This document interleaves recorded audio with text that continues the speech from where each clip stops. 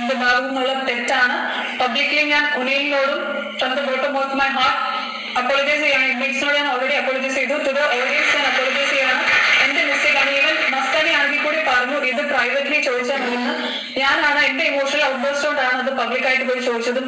ഒരാളെ കൊന്നിട്ട് പിന്നെ സോറി പറഞ്ഞിട്ട് കാര്യമില്ല എനിക്കറിയാം. But I take the responsibility. ഉനയിൽ എത്ര ദേഷ്യമാണെങ്കിലും അത് വെന്റ് ഔട്ട് ചെയ്യാൻ, അത് ഏറ്റെടുക്കാനുള്ള ഇത് ബാധ്യത എനിക്കുണ്ടോ എന്ന് എനിക്കറിയാം. I am sorry from the bottom of my heart. അല്ലാതെ വേറെ ഒരു ഗെയിം പ്ലാനോ അങ്ങനെ ഫാബ്രിക്കേറ്റഡ് സ്റ്റോറിയോ അങ്ങനെ ഒന്നും വിചാരിച്ചിട്ട് ചെയ്തതല്ല. Genuinely I am sorry. എനിക്കറിയാം കൊന്നിട്ട് സോറി പറയാൻ പോലാണ്. I am very sorry. ഒരു ലക്ഷ്മിയോട് പറഞ്ഞ ലൈക്ക് ഈ പറഞ്ഞ പോലെ ബാത്റൂമിൽ പിന്നെ വന്നിട്ട് ഇങ്ങനെ നടന്നിട്ട് പോകുമ്പോ സോറി എന്ന് പറഞ്ഞ് ഇങ്ങനെ സോറി പറഞ്ഞു. അപ്പൊ ലക്ഷ്മി ഇത് ക്രൈം ചെയ്ത് കഴിഞ്ഞിട്ട് ഒരു 14 പേര് വോട്ട് ചെയ്ത് ലക്ഷ്മിയെ ജയിലിലാക്കിയായിരുന്നു.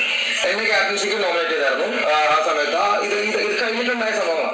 കഴിഞ്ഞിട്ട് നമ്മൾ ക്രൈം ചെയ്ത് കഴിഞ്ഞിട്ട് പിന്നെ അതിന് ഞാൻ ഐ എം ഫീലിംഗ് ഗിൽറ്റി എന്ന് പറഞ്ഞ സോറി പറയുമ്പോ ഇപ്പൊ ഇതിനകത്ത് എന്റെ കുടുംബം ഇത് കാണുന്നുണ്ട്.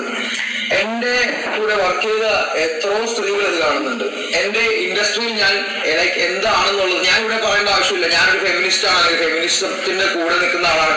ഇവിടെ 40 ദിവസം ജീവിച്ച് ഇത്രയും പെൺപിള്ളേർക്ക് എന്നെ പറ്റി അങ്ങനത്തെ ഒരു ചിന്താഗതിയില്ല. ലക്ഷ്മി ഈ ഒരു കാഴ്ചപ്പാടോടെ ഇവിടെ നിന്ന് ഇങ്ങനെ ഒരു സംസാരിക്കുന്നത്, അതുപോലെ തന്നെ ഞാൻ തട്ടിയതും ഇങ്ങനെ പിടിച്ചതിന് മസ്താനി ഇത്രയും വലിയ ഇഷ്യൂ ആക്കി പുറത്തിട്ട് ഇതെങ്ങനെ പ്രൊജക്ട് ചെയ്യുന്നു.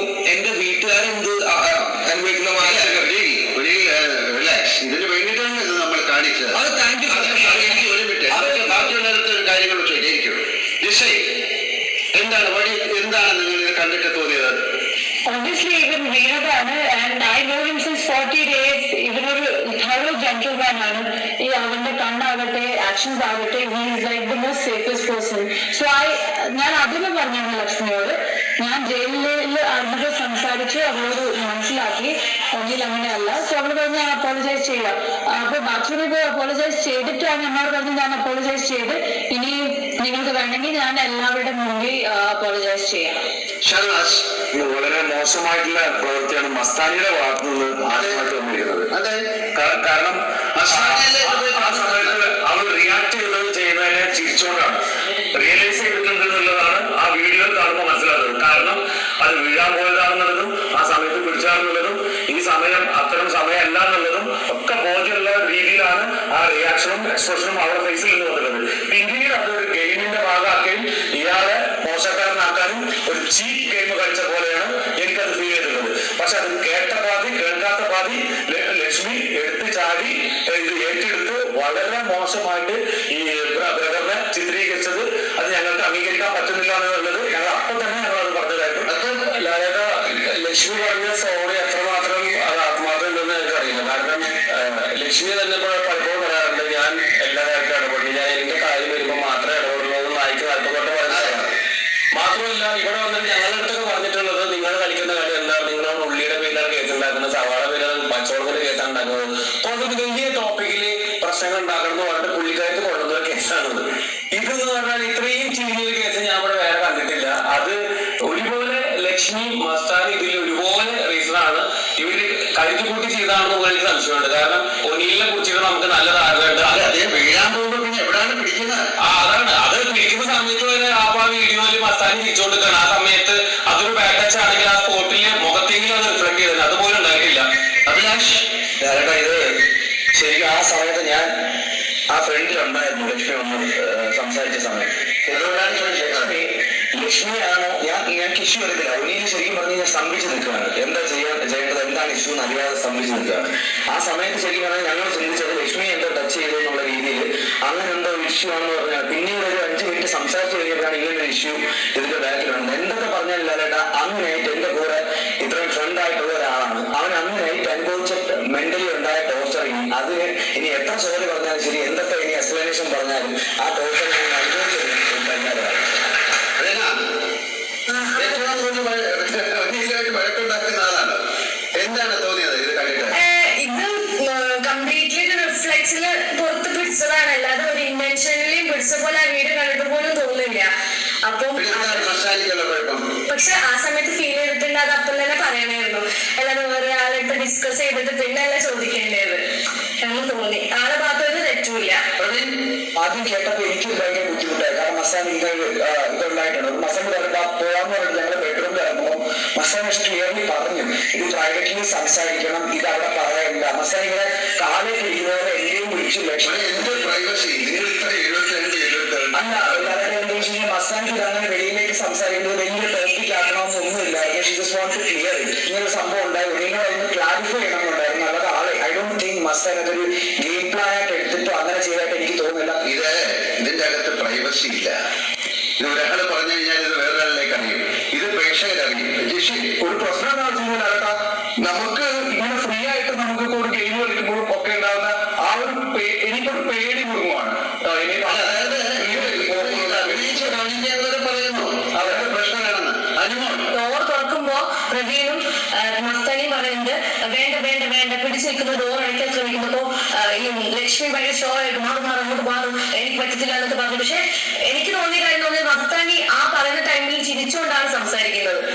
ഫുൾ ടൈം ഫേസ് ആ സ്മൈൽ ഉണ്ടായിരുന്നു. അപ്പൊ ഞാൻ ചോദിച്ചു എന്ത് പറ്റി, എന്താ പ്രശ്നം എന്ന് ചോദിച്ചപ്പോ ഒന്നുമില്ല ഇങ്ങനെ സ്മൈൽ മാത്രമേ ഉണ്ടായിരുന്നുള്ളൂ. ഇതൊരു കോണ്ടന്റ് ആണോ മസ്താനി? അല്ല, ഇതൊരിക്കലും കോണ്ടന്റ് അല്ല.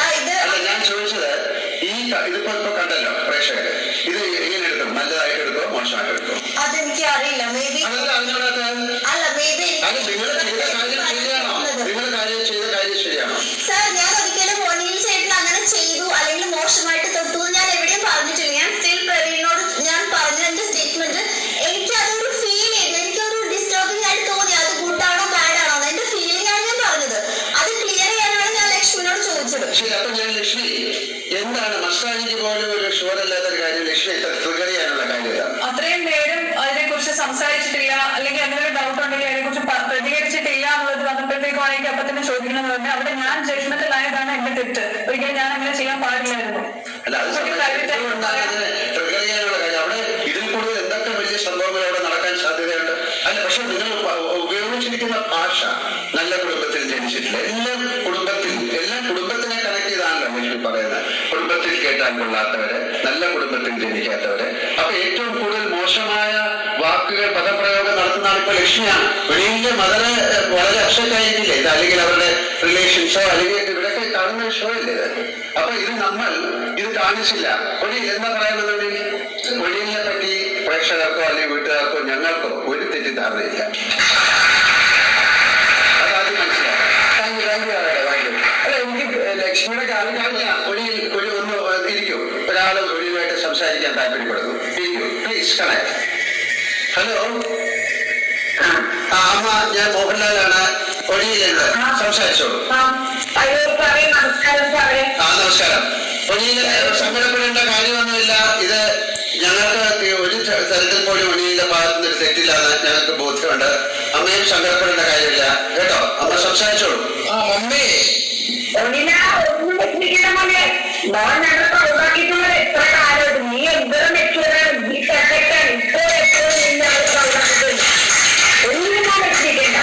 മോളിൽ സ്റ്റാൻഡ് ഞാൻ അതുപോലെ തന്നെ നിന്നാ മതി. എപ്പോഴും ഒന്നും വെച്ചിട്ടില്ല. ഞാൻ തളരില്ല. ഇതുകൊണ്ടൊന്നും നീ എന്റെ മോനാണ്. നീ നന്നായിട്ടിരിക്കുക. സന്തോഷം. നിന്റെ ഓരോ മോളത്തേക്കാകുമ്പോൾ ഞാൻ സന്തോഷത്തോടിരിക്കും. രാവിലെ നീ എഴുന്നേറ്റപ്പോട്ട് നീ രാത്രി വരെ മമ്മി കണ്ടത്തെ മമ്മി ഓർമ്മയുള്ളൂ. മമ്മി ഡാഡയും ഡാറ്റും എല്ലാവരും മോനെ സന്തോഷവും ഞങ്ങളും പോയി. ഇത്രയും ലക്ഷ്യമായിട്ടുള്ളൊരാളെ ഞാൻ കണ്ടിട്ടില്ല. പ്രൗഡ് ഓഫ് നീ ഓരോ പ്രൗഡ് ഓഫ് എല്ലാവരും നിന്നെ പ്രൗഡ് ഓഫ് ചെയ്യുന്നത്. സന്തോഷം. മമ്മിയും ഡാഡയും എല്ലാവരും മോനെ സന്തോഷം. മോൻ നന്നായിട്ട് കഴിക്കാ. മോൻ നന്നായി ഇപ്പോൾ മോൻ നന്നാണ്. നല്ല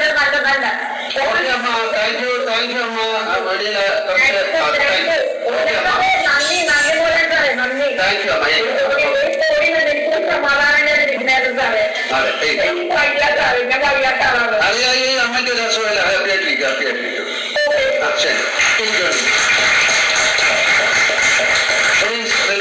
thank you big boss. Thank you ലാലേട്ട.